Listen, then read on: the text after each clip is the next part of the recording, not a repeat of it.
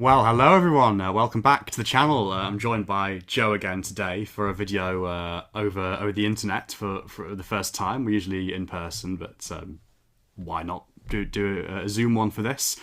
We thought that we'd do something just kind of a week on from the finale, obviously a week on from the Billie Piper thing, the way that things were left. Kind of just check in and see how we're feeling. Kind of about that and what's happened and why certain things have happened, why certain things are happening or not happening, and looking to the future of all that and kind of, I suppose, speculating about what's next and what we would like to be next as well. So, Joe, kick us off with something there, some controversial opinions or not. Oh, great. So Doctor Who's dead. They haven't actually confirmed what Billie Piper is.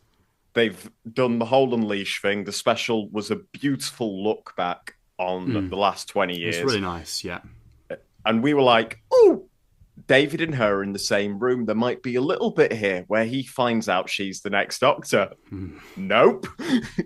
It's just at the end where she slips up and says, oh, well, I have come, like that. I have come back. Yes. That's the only drop in it. Well, There's even no then, interview. I saw people mention that, and I wondered even then, did she even know by that point? Was she just literally talking about the fact that he'd come back for the interview, perhaps? You know what I mean? Because that basically confirms the Unleashed crew didn't know, and that was being shot around the start of this current season, this year's season. May? April, I think. Well, maybe into Or April, May, sorry. Which, by the way, I'm just going to say now as well, given the state of stuff, I was on board, or sort of on board with the season 1, season 2 thing, but I think gradually now they're going to start being referred to as what they always were, Series 14, Series 15. Or just this year, the 2075 series, whatever it is, this year's series or season, so they didn't know at that point. They added a bit on the end of that special with Stefan Powell, where he says, oh yeah, we didn't know, but we know now, kind of thing, which must have been added damage control last week or something, or whenever, the last fortnight.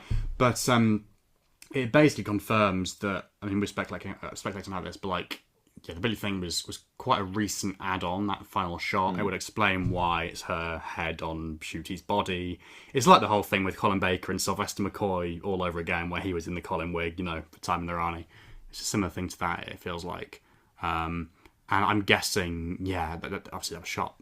That's the most recent thing to be shot, probably by a really tiny crew, probably around the time of 6 the whole people, leak, the BAFTAs thing. Yeah. Literally a skeleton crew and a green screen is what I've been told, which is maybe why it didn't leak. But I'm just saying, Bad Wolf, who was there for the Billie Piper leak? Because clearly whoever this mysterious Andrew is, and we know you're out there, we know you are, he must have been involved. Right in, Andrew. Right below. Comment below, Andrew. Yeah, make yourself known. Give us some more leaks. It's not under embargo anymore, is it? Let's be honest. Yeah, that's kind of weird. Yeah, with that whole thing, was it someone who's just really close, or maybe someone that had actually seen the edit of it, or the rough edit of it afterwards? But there would have been so few people for that to be the case for. So I don't know. But I think it basically confirms, yes, that. Do they even know what's next, or is it still up in the air from their point of view as well, to the point where they've not decided yet what's going on with her, whether they've literally just got her back? It's like a favour to Russell almost, and to the production team, where, and as I was saying to you before we started recording as well, it's very easy to be cynical, but to me, not to be cynical about it, just to be kind of practical or pragmatic about it for a moment. It's like, okay, were they in this position where they were thinking, we either end this episode, this season, this era, just with a black screen, or you cut to black, zooming out of the regeneration, we see the back of his head or whatever, or the big wide shot, and that's it? Or can we get somebody in who will do it as a favour, do it even though there's not a guarantee of anything next, what's next, if anything, but someone who will come in, who we can trust, who will trust us, to just effectively be the Doctor, potentially just for that one shot, or with all that uncertainty around it as well, to kind of take on that mantle almost, which I think as time goes on, that's sounding more likely. I mean, Disney have still been very silent on the whole thing. I don't think we're going to get anything. I think that's it, because I think they need to wait till War Between the Land and Sea comes out. Oh, of course, because yes. Contractually, it's not over. Yeah. So I think we're going to be in this limbo potentially. Yeah. Like, hey, next week they could turn around and go, "Hey, we're shooting the Billie Piper special. David Tennant's going to be in it. They're going to get together," because the Sun's reported on something about what's next about them two reuniting. But it screams desperation is my problem. I wouldn't have minded if it was like, right, Billie Piper is the Doctor. You might have to wait a while, but it's like in Unleashed, he said, "Oh yeah, I remember when the tabloids were saying when we cast Billie Piper as the companion, it was stunt casting. This is literally." Yes, I saw someone screenshot that and say, "Hang on a minute, yeah." History repeating itself. To try and entice people in. And whether it's worked, I don't know, because if they do nothing with it, the last face we have got is Billie Piper. Yeah. Well, I guess, again, to kind of play devil's advocate slightly, like, is it one of those things where it was damned if you do, damned if you don't? Because I even feel like that just about doing it anyway. Like, they've done it now, but it's going to be really weird if it's just for a few specials or a special or whatever it is. Or just, like she's the new Paul McGann for the Wilderness Years Mark II. That's going to feel like a waste of her as an actor and all that kind of stuff. If they do commit to it and do a season or kind of keep her in it for a few years, that's going to be better in that regard, because at least they're doing something with her and they're using her.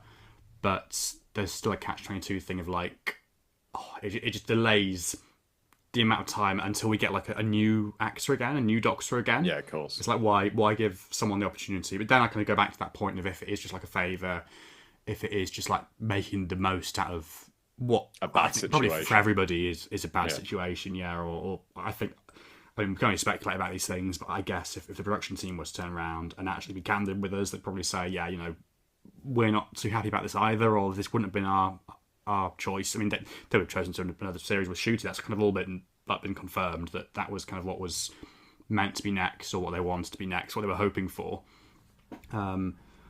So yeah, but like, it is one of those things where, like, with previous hiatuses, 80s, 90s, whatever, it wasn't so much that they said, like, they announced in big letters, we're on hiatus now, or like, there's no more Doctor Who.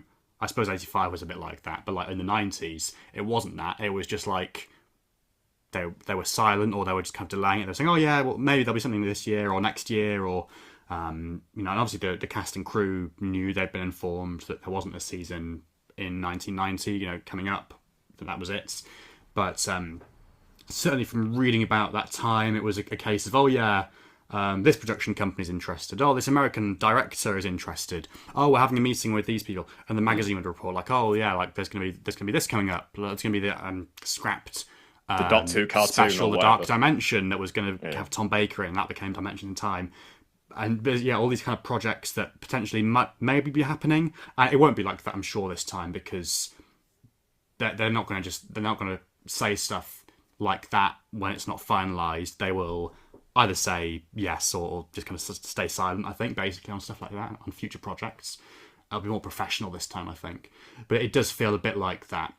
If this is kind of a longer hiatus, then I assume, rather than any kind of confirmation per se, it's going to be the absence of that, or the kind of the silence that tells us more and is most kind of significant there. I don't know. It's just a weird one, isn't it? It's a funny one, because I get the sentiment of maybe for Russell, ending on her face was like, okay, if this is the end for now, it's my full circle moment for 20 years ago. But we had that with the end of time with the Powell estate, when 10 goes back. So that's already a very tight, it just feels really self-indulgent when, I'm going to say it, what should have been the finale is that if the rumours are true about Carol Ann Ford, and heck knows this might have been the plan, but she wasn't available. If the rumours are true about her being in the club scene, as you've done a brilliant video where you break down the original ending, and there will be a link to that in the description just below. There we go. That's your plug. If you say so, yeah. But that beautiful ending with Carol Ann Ford, where it was going to pan to her, why didn't they rework that so she has a few lines of dialogue in the unit base, cut off all the Poppy rubbish, just have her appear in the unit base and be like, listen, Doctor, if we do not find Poppy, I will cease to be. Because that feels like that's the missing story element from that, is like how Susan's involved with all of this. Sure. You know, and the buried secret of the Time Lords or whatever. Yeah, So, whatever that was about. Was that, again, you think that was hinting towards something coming up? Or was it just like a very vague threat, a very vague hint to like, the Timeless Child, or yeah, something out like Omega or whatever, or Omega, however he says it. But like, but that's not a secret. But yeah, that's another thing, is the Doctor acts like he doesn't know Omega. He's met him 3 times. He's like, oh, he's the mad tyrant Time Lord that was banished because twice. He was insane. Depends how you count it, I suppose. Yeah, but like, that so dialogue. I definitely agree with the Susan thing. I think, however, like whichever way you view that, sadly, and not to again kind of apportion blame or anything, but it just feels like such an insult and missed opportunity. It's kind of going to be one of those things now where, like, because as people keep saying, she's not getting any younger, and obviously one day that day is going to come, and it's like, even then, will they kind of reveal? Will they release it as a tribute? Will they release? Yeah, or will they still keep quiet about the fact? Because surely they must have filmed something more. Well, you'd have thought so. I mean, again, she has a different outfit. Yeah. I suppose, again, to play devil's advocate, is it possible they were literally just hoping to do season 3 with Susan, to do a Christmas special this year with Susan, perhaps, which would have been really nice, actually, like in the vein of something like Twice Upon a Time with the first Doctor brought back, or like River Song and Husband to River Song, you know, where it's the Doctor and like an old friend as a companion, kind of in the one-off companion role. That would have been really nice to see. So I suppose that's possible. You know, we can't guarantee there's anything under lock and key that has been shot with her in, but it seems strange. More. It seems strange, yeah. With that, and that's just such a shame that it really is. They should have just ended with her, because how lovely would it have been for Ncuti Gatwa's Doctor to go out on a note of he ends his era, how he was beginning, looking for his granddaughter, finally addressing his family, and Doctor, who's always been a family-orientated show, going off with Susan in the TARDIS. And if that was cancellation, that would have been a much better ending. Nice full circle moment. Yeah. And it could have been like the shortest scene, just been like, we need to find Poppy. And whether season 3 happened, who knows? And then you could explain that in the first episode, they could have even shot the regeneration and just had it in the back burner for when they had to cast the new Doctor. You know what I mean? So they could have done some advanced filming for the first episode. Maybe. I mean, I think, again, it's a really tricky one there, like, because I don't think there is a world where, you know, having known that this was it for shooting stuff, there is not a world where they would not have given him a regeneration scene, or not, like... Yeah, true. Because, again, of that precedent in the classic series where, well, yeah, like for Doctors 6, 7 and 8, they basically didn't get the regeneration scenes until much, much later, or like the following Doctor's era, like at the start of the next story or whatever, or like in a mini-sode for the 50th anniversary. And it's like, yeah, I'm sure Russell would not have wanted to do that, and Ncuti as well. They would not have wanted to turn around to him and say, oh yeah, like, this is it for you, but you don't get that final moment, that you know, that traditional moment that every Doctor has. They would have wanted to bookend that, I think, just kind of firmly put a full stop on it and say, you know, rather than have him go off into the sunset or on further adventures or whatever, have a more open-ended, like as nice in a sense as that would have been, and kind of handing it over to the fans and saying, well, you, like with the Wilderness Years, you make up the rest of the story, you know, do this. But yeah, I suppose really, from an outside perspective, that looks slightly better, you know, having a regeneration rather than having an open-ended thing and then no news on what's next, like we've currently got. I just think it's going to be so interesting, like when the next issues of the magazine come out, to see what Russell has to say there in his column and the interviews and stuff. Whether they do say anything or whether they just continue to kind of stay a bit silent, like if they really haven't decided yet, or if Disney haven't actually kind of let them know yet what they're doing. I mean, it seems pretty obvious, but like, I suppose they need time, don't they, the BBC, to sort out another funding partner, streaming partnership deal, whatever. That was the Disney one was announced like a matter of days after Power of the Doctor went out last time round. So but by this point we already knew it was really quick, and the new logo was everywhere, and that was all happening. And obviously we knew Russell was back, like, before that as well. Side note: we've had it the for logo 3 needs years, to go. 2.5 years. Well, what is going to stay? Cause the TARDIS is obviously going to stay, isn't it? And that set's beautiful. I think both in and out. I mean, that's gorgeous. That set. The amount of money on the interior, and there's no need to change the exterior. Yeah, the logo could change. Sonic, as we've previously discussed, get rid of that change. Yeah, I don't know what new title sequence is probably as well. It's the last time we've seen the title sequence. That's true. And all that kind of stuff. There's all these kind of things that are like, oh yeah, now you look back, was that the last instance of that happening? It's going to be different next time round. But yeah, like, I suppose really, kind of putting it simply and plainly, like, that might be the world we live in now, where like they're still working things out, not entirely their own fault that's happening, and Disney's by all accounts kind of messed everybody around and all that kind of stuff. But yeah, while that is, the deals are being done there, the discussions are being had, we might just have to wait for that, and then they're not going to know until that point what's next, and they're not going to be in a position to announce what's next. So yeah, kind of. But I think that's it, isn't it? We're not. Well, we could hear tomorrow, we could hear next week, next month, next year. I don't think it's going to be for a while. No. I think it's going to take the war between land and sea. But to counteract your point of not giving him a regeneration, Doctor Who, it needs a cold open.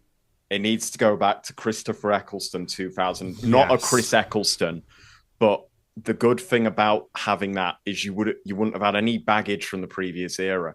But the problem is because, and don't get me wrong, Russell T Davies will probably think after the last few reviews, I absolutely hate the man.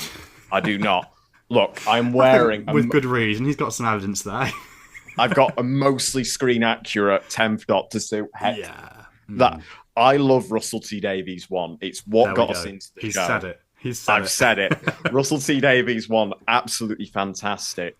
But Russell T Davies 2, please stop being so self-referential, because it is killing the show. What works so well is you slowly integrate these themes. Like, if you look back on Doctor Who Series 1 with Chris Eccleston, there's probably about 4 mentions of the classic series, Unit, the Dalek, Autons. Oh, gosh, yeah.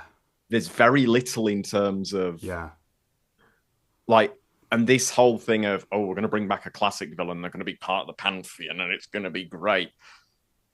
Just end that. Just go back to basic sci-fi, good storytelling, please. Because you can write. You've written brilliant things like It's a Sin. And it's lost its magic. I would slightly counter. I mean, I don't entirely disagree with that, but I think as well, is it a timing thing partially as well? Like,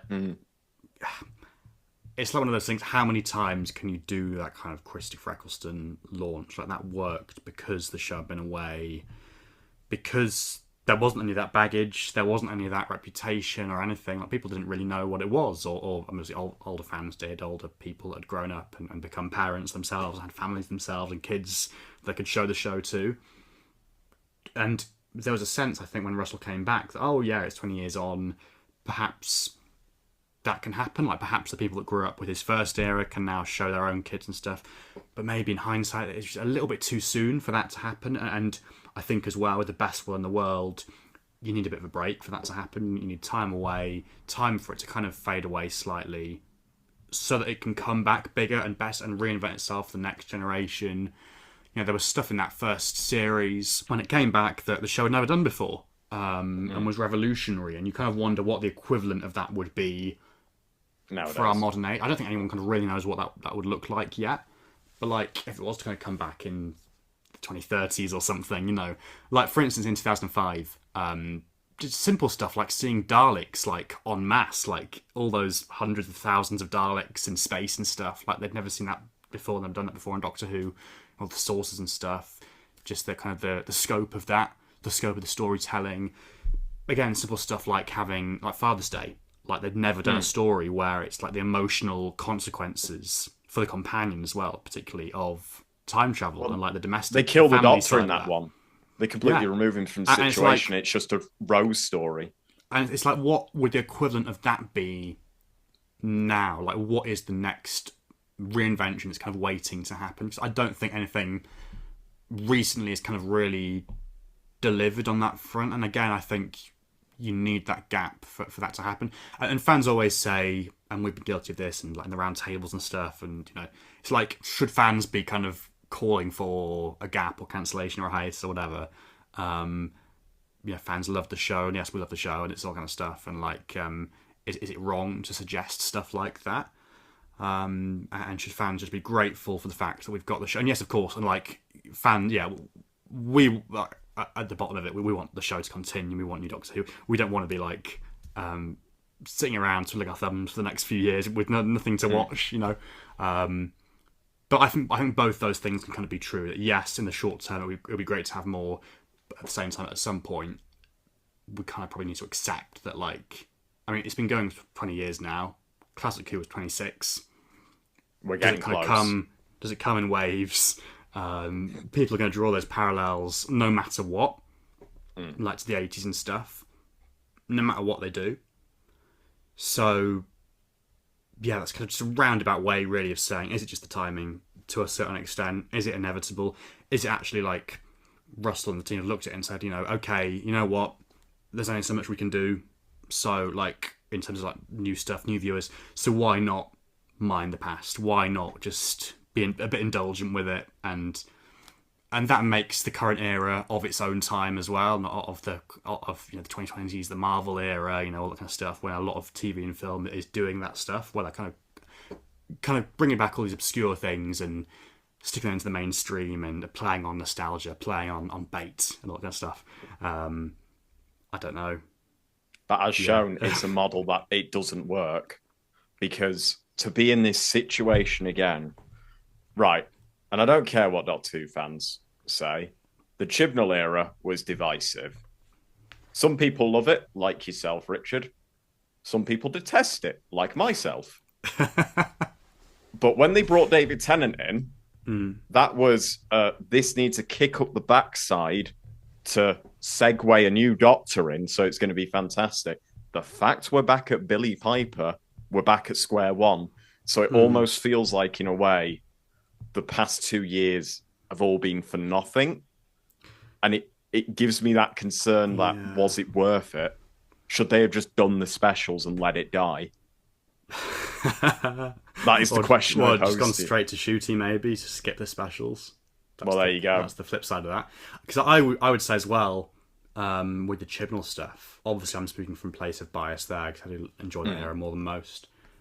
But I mean, Series 11 is the newest the show has felt, and that was 7 years ago now. But the newest the show has felt in ages, and you can love it, you can hate it. It's my favourite of the three for that era, just because of how fresh and new and different it feels. Even the cinematography, I have to admit, right? Oh, yeah. I know Battle of Ranscott out of Bollocks is like absolutely terrible, but if you look at the cinematography for Series 11 versus now, it's gorgeous. Like, there's nothing. I don't think Doctor Who has been as visually well directed since Series 11. Yeah, maybe. I mean, people are going to say that for the era as a whole as well. Like, they kind of compare stills and screenshots from then to now, and it's a tricky one there, like, to gauge. But I do think, and again with Series 11, I'll admit, like, stuff like the finale, like, could have been better, and they could have had a bit more of an arc. I think probably Chibnall was instructed to not make it too convoluted or heavy because of what had come before, like the reputation of the Moffat era being convoluted and like arc driven and all this kind of complicated stuff going on. And I just think, again, that brings me back to that point. Every season or every era that we've had in recent years, basically since the start of New Who, since Russell left originally, or even in his era as well, because there's always been stuff before, it's constantly responding to or reacting to or against the previous season, the previous era. So you have like a standalone one, and then like a very kind of fan-driven one with lots of references and stuff. And you have some standalone stories, and then some serialized stuff. And you know, it's always kind of one or the other, like those kind of extremes, or you know, and it's constantly fighting to like have a different identity to justify its existence. Like, oh, we're going to make this series like one long story, like Flux, or we're going to make this the one where I don't know, like it's the blockbuster stuff for Series 7. That's going to be the way we kind of sell it to people, or try and sell it to people. So again, I think, you know, the only way that you could properly get like back to basics is to have had a gap beforehand. Like that's the only way to not have any of that baggage. And I think fans would then be kinder to it as well, in a sense, and more welcoming of a new era, more open to it. Yeah, there's nothing you can judge it upon. Because I have to say, Series 11, I can't stand it, but I really appreciate that season as a Doctor Who series stands on its own 2 feet. There is not one episode where it's a reused idea, a repeat. Each of the stories are experimental. It's probably, in my opinion, got the best examples of historicals in the show's history, for sure. With Rosa and Demons of the Punjab. Yeah, and the Witchfinders. Yeah, and Doctor Who is known that in the 1960s, when they got with Hartnell, the historicals didn't do well. It's why they started doing stuff like the Daleks and more of the space age stuff. And then when you get into Troughton, those historicals become less apparent. And especially in the Pertwee years, where it's more contemporary, and then in the Baker years, there is some historical stuff, but it's used to drive the plot in a future sense. So, for example, City of Death comes to mind with the Mona Lisans. Yeah, it's more of a kind of genre thing, isn't it? Like, oh, we're going to go to the past, and it's going to be like very much as you expect it to be, but not kind of playing into the actual history or like teaching the history. It's more of a backdrop to the adventure. Yeah. But with Shooty's era, I'm going to be honest. I know they were trying to work a script originally for episode 3 with the Eurythra. I've got that right, haven't I? Eurythra, yes. Yeah. The African god. Yeah. Gods. Like, as lovely a story in The Engine was, why didn't we have more of that delving into... It's our first proper Black Doctor, like, full-time. Why are we not delving into that history more about Black culture? You know what I mean? Because when I think about it, season 1 and 2, there's not that many historicals. Like, I think in the past few years particularly, like, we've not had as many historicals, or not the same kind of quality of historicals. I mean, in this era, The Giggle has historical elements, but it's kind of part of a wider plot. Devil's Cord, but again, it's kind of more like a playground, like a genre playground. Like, we're going to go back to the 60s and do all the hair. It's and an the fashion aesthetical and stuff. choice, really, It's isn't an aesthetic stuff. That's exactly right. And Rogue is a similar thing again. It's more Bridgerton than actual like proper but authentic. Well, there's Billie Eilish, isn't there? Have I got that right? Is it Bad Guy? I think so. On the string quartet in the background. Oh yes, it's very much. It's actually riffing off that and riffing off the TV version of the Regency period rather than the Regency period itself. Which I can't believe. It's fair enough. Actually, it's fair enough. Like it's a choice. We have had a Bridgerton episode. That's something I wasn't expecting. Like, it's Doctor Who for the streaming age. we're going to copy that. Paving the way for the new Netflix deal or whatever. But yeah, there's that, and then that's it for season 1, isn't it? And then season 2, you've got Lux, which again is like a pantheon. Oh, here's history. I mean, to be fair, that one probably does history the most, because it taps into the nuclear bombs and stuff, doesn't it? And whatever that was about, actually, and the opening moments, and how that ties into the thing of light, and it has that really nice thing where actually they do address race. Yes, because there's the scene in the cafe where doesn't he say something along the lines of, "I wouldn't let you usually sit here." It's all about linked to the segregation history, isn't it? Totally. And segregated places. And with the story being set at night as well, it kind of just gives them a bit more flexibility, and But I thought we would have had more of that. Like, you know, like there's Dot and Bubble, where he kind of gets racially abused at the end, but because he's not in the episode enough, you kind of don't get the full transparency of that. You know what I mean? Or the fallout of it, or the how it's actually affected him and all that stuff. Yeah, and what he can do about it. And there's a nice headcanon thing there where I think the writer in New Albums of Story of the Engine said, "Oh, in my own head, he discovers the barbershop right after that story because he needs somewhere to go," which is nice. But it's more of a retroactive thing, that, isn't it? Because, I mean, in terms of other historicals in the era then, Story in the Engine is technically set in 2019 for some reason. I'm not quite sure why. Well, I guess, did they think, we can't do it in 2025 because of the whole May the 24th thing? So let's go back a few years. We can't do it in 2020 or 21 because of COVID. So let's go back right before COVID. I was fully expecting to address COVID. Belinda to go, this is just before face masks and lockdowns and vaccines. Hey, my dad died on an iPad. I was training as a nurse or whatever at this time, or I don't know, or I was on the wards. But no, none of that. But I think that's basically it, isn't it? And then the Hungary stuff with the Rani at the start of Wish World, but it's more just bits here and there of history. So I think that's definitely something that could be stronger. Well, they've dropped the ball a bit recently, and they need to go back to some stronger stuff there. I think because the Chibnall era really got that right, particularly at the start.